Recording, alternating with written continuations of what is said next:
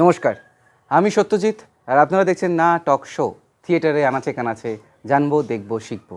আমরা আলোচনা করছি অ্যান অ্যাক্টর প্রিপেয়ার্স অর্থাৎ একজন অভিনেতার প্রস্তুতি এই টপিকটি নিয়ে। আলোচনা করছেন বাংলা থিয়েটারের অন্যতম অভিনেতা শ্রী গৌতম মুখোপাধ্যায় মহাশয়। গতদিন দেখেছিলেন এর তৃতীয় পর্ব আর আজ দেখবেন তার চতুর্থ পর্ব তথা অন্তিম পর্ব। চলুন দেখে নেওয়া যাক।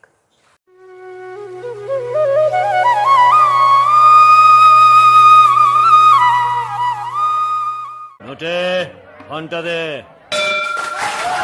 বড় হয়ে নমস্কার করি গো মশাইরা।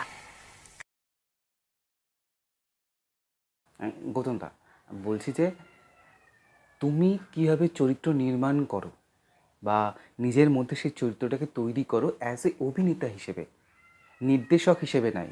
আমি চাইছি অভিনেতা গৌতম মুখোপাধ্যায় নিজেকে কিভাবে প্রস্তুত করে বা চরিত্র নির্মাণ করে।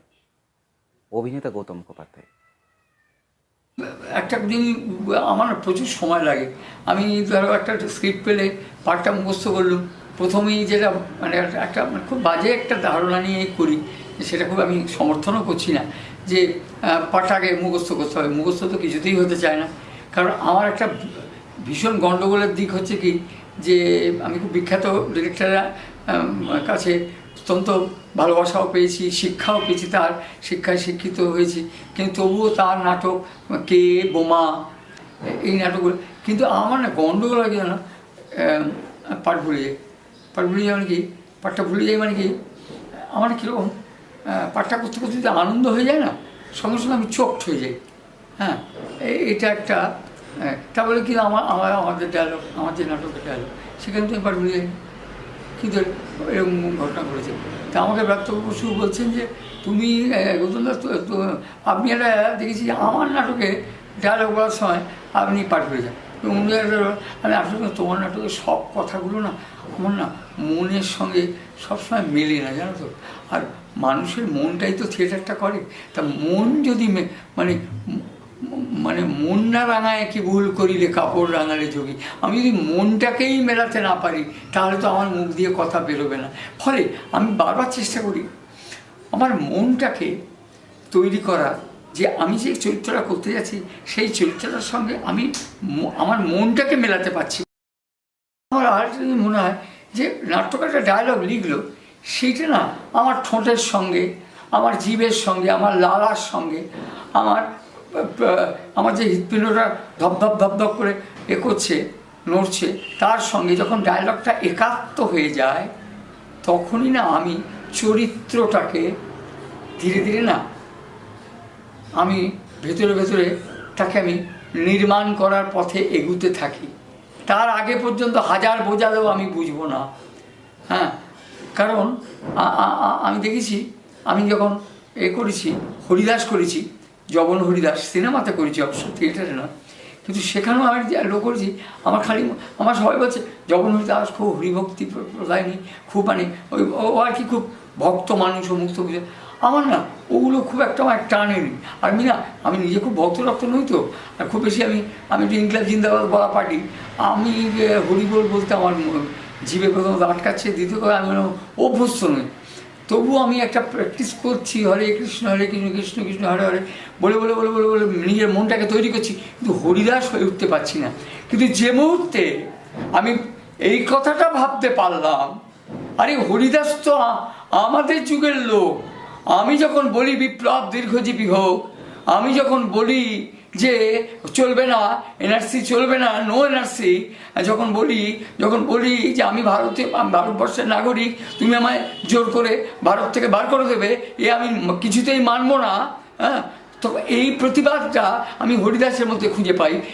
কেন না, হরিদাস যখন বলে খণ্ড খণ্ড করি দেহ যদি যায় প্রাণ, তবু না বদনে আমি ছাড়িব হরিনাম, এই কথাটা আমাকে শুধুমাত্র ভক্ত হরিদাস বানায় না, আমাকে প্রতিবাদী হরিদাস বানায়।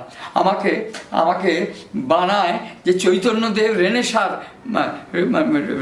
যে রেনেসা, বাংলার রেনেসাকে এনেছিলেন চৈতন্য, সেই চৈতন্যের পার্শ্বদ হরিদাসকে আমি চিনতে পারি যে হ্যাঁ এই হরিদাসকে যখন আমি চিনতে পারি, তখন আজ থেকে 40 বছর আগে যে ছবি তৈরি হয়েছিল আজও টিভিতে দেখাচ্ছে বা আমাদের মোবাইলে আমরা দেখতে পাচ্ছি, যে আমার মনে হয় যেন আমি কাল অভিনয় করেছি, এটা আমার মনে হয়।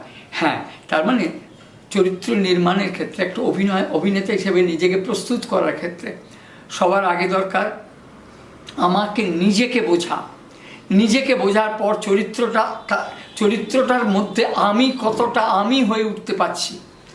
আমি যদি আমি হয়ে উঠতে না পারি চরিত্রটার মধ্যে, যেমন রবীন্দ্রনাথের কথা আছে না, তাই তোমার আনন্দ আমার পর তুমি তাই এলো যে আমায় নইলে ভুবনেশ্বর তোমার প্রেম হতেছে, আমায় নিয়ে মেলেছে ওই মেলা, আমার হিয়ায় চলছে রসের খেলা। তো আমার হিয়ায় চলছে রসের খেলা, মোর লাইনটা খুব ইম্পর্টেন্ট ছিল, এটা এই মুহূর্তে আমার মনে পড়ছে না। মোর জীবনে বিচিত্র রূপ ধরে তোমার ইচ্ছা প্রকাশিছে, মোর জীবনে বিচিত্র রূপ ধরে তোমার ইচ্ছা প্রকাশিছে। এই যে তোমার ইচ্ছা, অভিনেতা যে কাণ্ডটা করছে সেটা কি, সেটা একটা রূপ, হ্যাঁ, কিন্তু সেটা আমার রূপ, কিন্তু তোমার ইচ্ছা, তুমি কে, তুমিটাও আমি। আমার মধ্যেকার যে ফিলোসফির সঙ্গে যখন চরিত্রের ফিলোসফিটাকে আমি একাত্ম করতে পারবো, যখন আমার ফিলোসফি আমি যেদিকে যেতে চাইছি সেইটাকে কোনোভাবে আমার অভিনয় চরিত্রের সঙ্গে একটা একত্রতা অনুভব করতে পারবো, আমি খুব সহজেই তখন দেখবো আমি চরিত্রটা হয়ে উঠেছি। চরিত্র হওয়ার ক্ষেত্রে আর একটা কাজও দরকার, শুধুমাত্র নিজে কিছু হয়ে ওঠা নয়, সমাজকে দেখা। ওই যে আগেও বলছিলাম যে আমি মা চরিত্র অভিনয় করার আগে পুরো ফিনার মাদার দেখেছি অন্তত 30 থেকে 32 বার।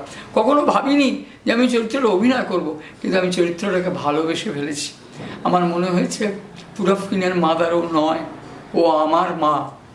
যখনই আমি ওই চরিত্রটাকে আমার বলে ভাবতে পারবো, তখনই আমি যে জামাটা গায়ে দেবো সেটা তখন চরিত্রের জামা হবে না, সেটা তখন আমার জামা হয়ে উঠবে। আমি যখন হাতটা নাড়াবো সেটা তখন আমার হাত নাড়ানো হবে না, তখন চরিত্রের হাত নাড়ানো হবে।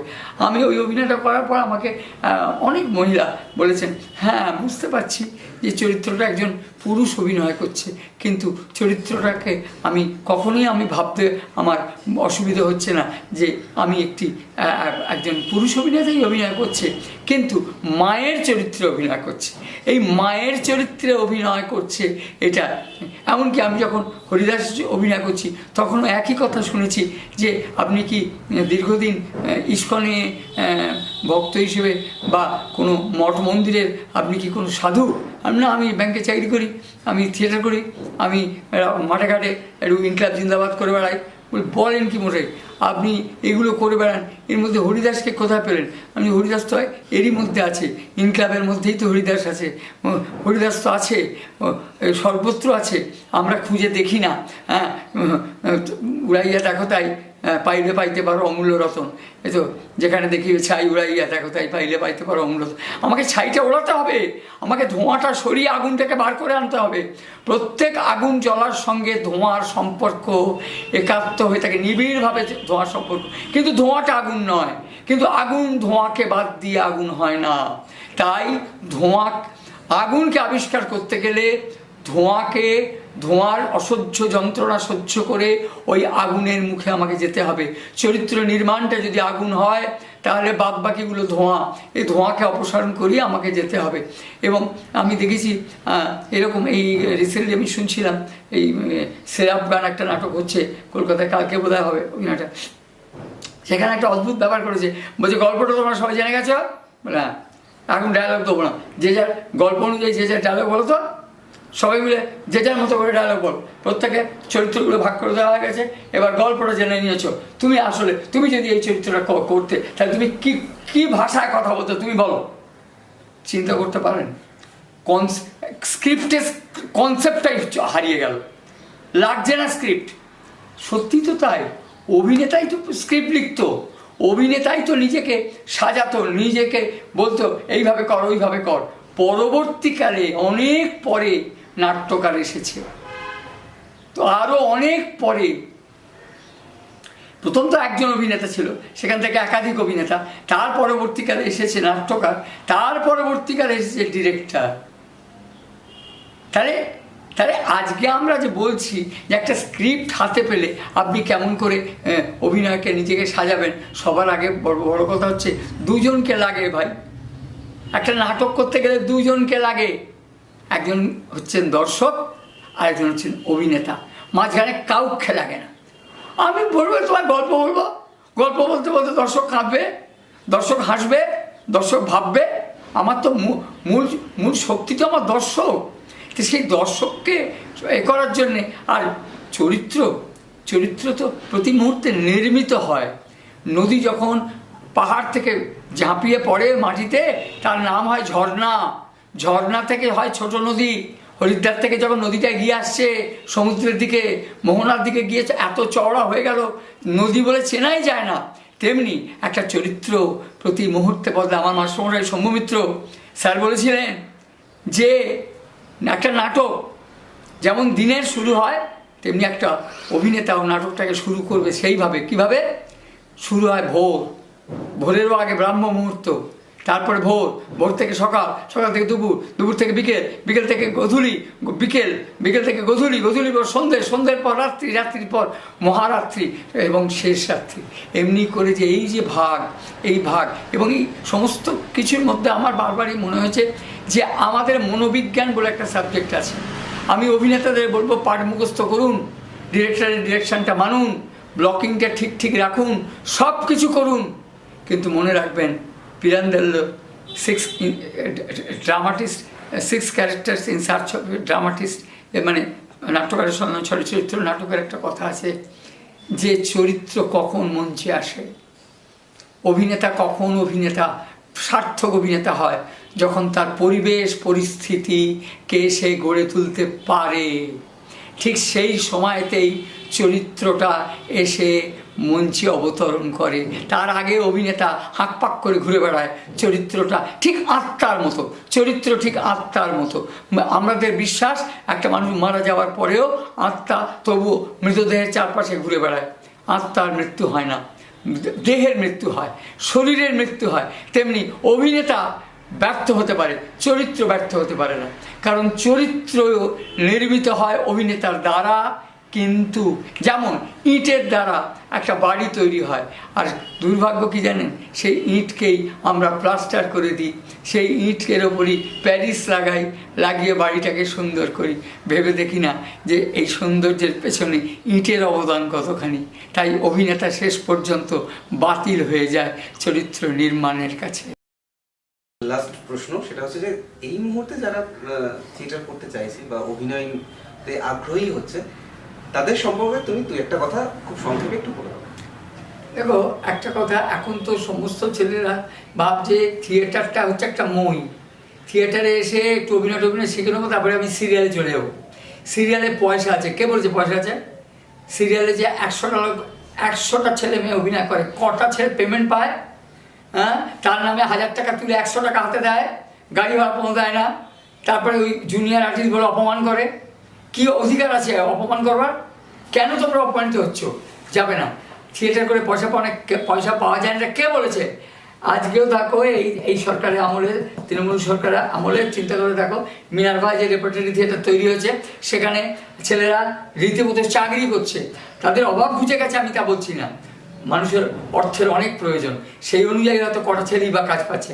কিন্তু একটা পশ্চিমবঙ্গে একটা ট্রেন্ড তৈরি হয়েছে, সরকারি তরফ থেকেও চেষ্টা হচ্ছে যে বেকার যুবক যারা ভালো করে অভিনয়টাকে করতে চাইছে তাদেরকে জায়গা দিচ্ছে সরকার।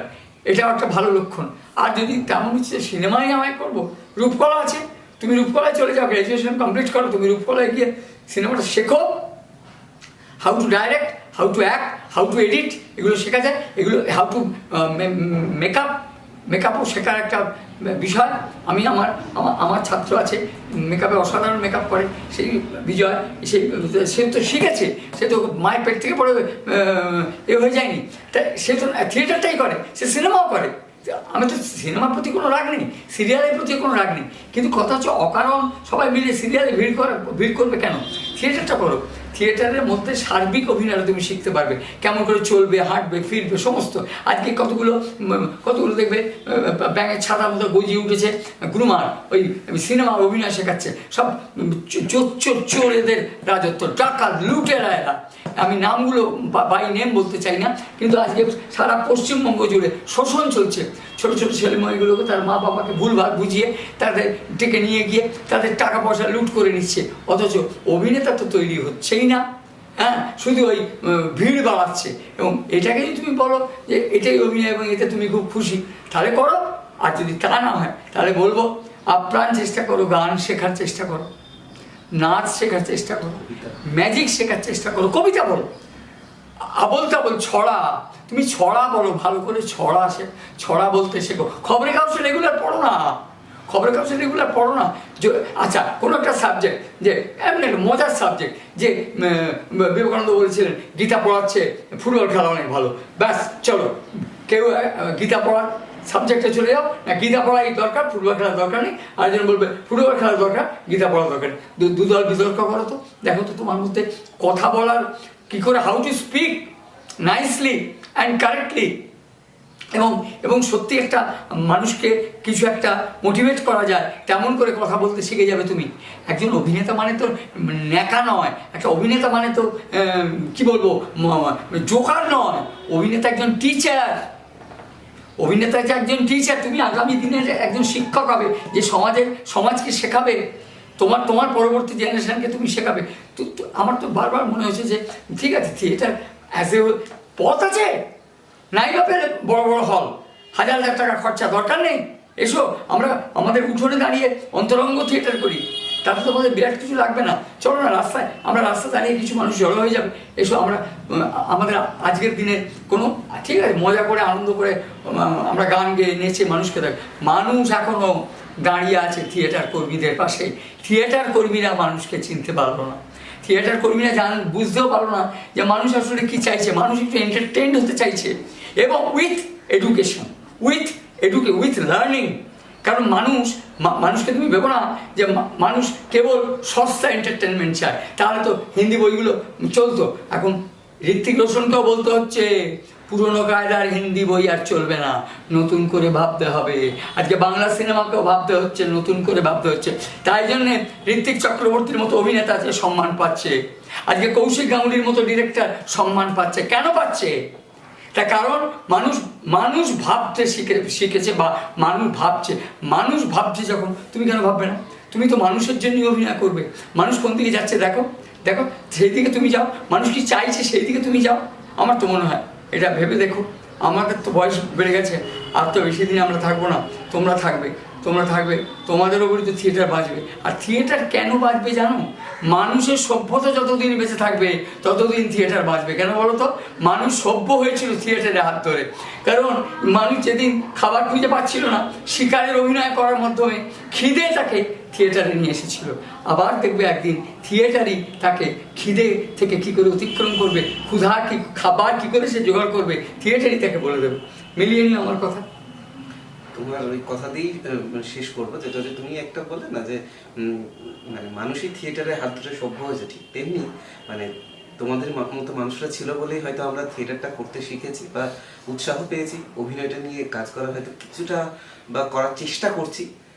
তো অসংখ্য ধন্যবাদ তোমাকে এতটা সময় আমার দিলে। নমস্কার।